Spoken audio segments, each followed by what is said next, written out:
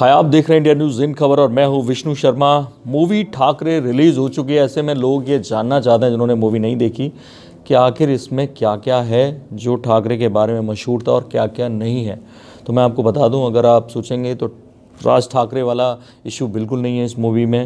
राज ठाकरे दिखाए भी नहीं जाते, उद्धव ठाकरे भी नहीं दिखाए जाते।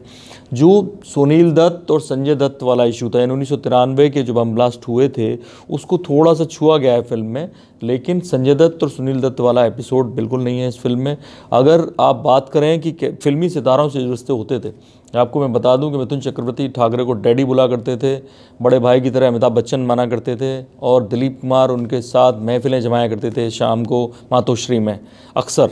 तो ऐसे में फिल्मी सितारों को लेकर केवल एक सीन दिखाया जाता है जहां पर दादा कोंडके की एक फ़िल्म होती है जो कहीं थिएटर से उतार दी जाती है और उसकी जगह तेरे मेरे सपने हिंदी की फिल्म लगा दी जाती है। तो बाल ठाकरे खुद पहुंच के वहाँ थिएटर मालिक पे प्रेशर बनाकर उसको उतरवाते हैं, दादा कोंडके की फिल्म को वहाँ लगाते हैं। यानी मराठी फिल्म इंडस्ट्री को बढ़ावा देने की बात करते हैं, क्योंकि बॉलीवुड को एक मराठी दादा साहब फाल्के ही लेके आए थे। ये दिखाया गया। तो ऐसे में फिल्म स्टार्स ना दिखाए जाते हैं।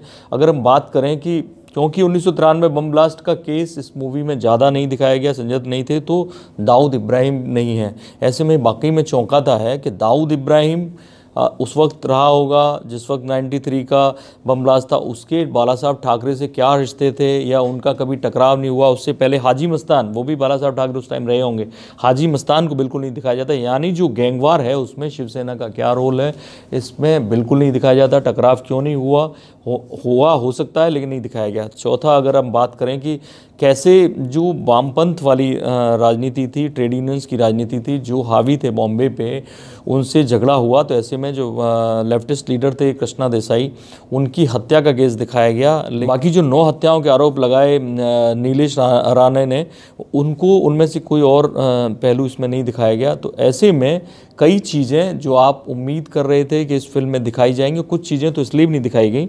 उसकी वजह थी ये कि फिल्म एक तरह से पहला पार्ट है, टू बी कंटिन्यूड लास्ट में लिखा आता है। 95 तक का वो एपिसोड दिखाया जाता है जहां पर शिवसेना और बीजेपी की सरकार बन जाती है, और उसके बाद टू बी कंटिन्यूड आता है, यानी उसके बाद राज ठाकरे वगैरह बाद में शामिल होते हैं। ऐसे में माइकल जैक्सन का जो एपिसोड था वो नहीं दिखाया गया, हालांकि जावेद मियांदाद घर पर उनके आते हैं, वो दिखाया जाता है। और कहीं भी इंदिरा गांधी वाला दिखाया जाता है कि इमरजेंसी में दौरान जब इंदिरा गांधी से मुलाकात होती है, शिवसेना के मर्जर की जब बात चलती है, बैन की बात चलती है, तो वो एपिसोड दिखाया जाता है। लेकिन ये नहीं बताया जाता कि दोनों के बीच में आखिर डील क्या हुई थी। हालांकि एक बयान दिखाया जाता है कि इमरजेंसी को डिसिप्लिन के नाम पे बाल ठाकरे समर्थन देते हैं। दिखाया ये भी नहीं जाता कि बीजेपी का कोई बड़ा नेता नहीं दिखाया जाता, अटल बिहारी वाजपेयी नहीं, ना आडवाणी दिखाए जाते हैं। जो इन दोनों के गठबंधन के सूत्रधार थे प्रमोद महाजन, उनका एक बार नाम लेते हैं बाला साहब ठाकरे के रूप में नवाजुद्दीन सिद्दीकी। आरएसएस का कोई जिक्र नहीं है, लेकिन जो इंदिरा गांधी की तरफ से जो बैन वाला जो लेटर आता है जिसमें लिखा गया था किन किन संस्थाओं को बैन करना है इमरजेंसी में, उसमें आरएसएस का नाम सबसे ऊपर था, और उसमें शिवसेना का नाम 2 पे होता है, जिसे इंदिरा गांधी अपने हाथ से काट देती हैं। यानी जो ये जानना चाहते हैं। और हाँ, बड़ा मुद्दा जो पिच वाला था, जो क्रिकेट वाली थी, क्रिकेट की राजनीति थोड़ी सी दिखाई जाती है उसमें। वो पिच खोदने वाला इंसिडेंट दिखाया जाता है बॉम्बे का, लेकिन दिल्ली का नहीं दिखाया जाता।